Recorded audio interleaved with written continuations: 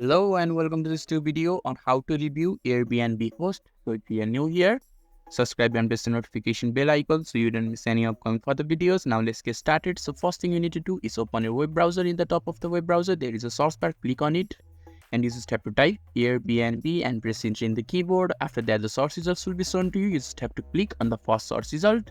Just click on it and the Airbnb interface will be open right in front of you. And when you're inside the Airbnb interface, on the navigation bar, there are different topics. You can choose any one and you just need to choose a particular trip or particular listings.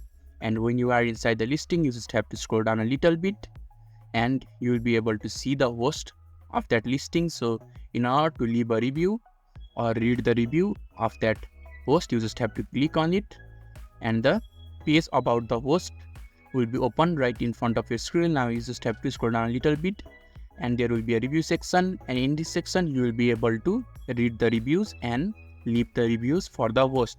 So this is how you can review Airbnb host. So if video is helpful to you, don't forget to leave a like button. Thank you.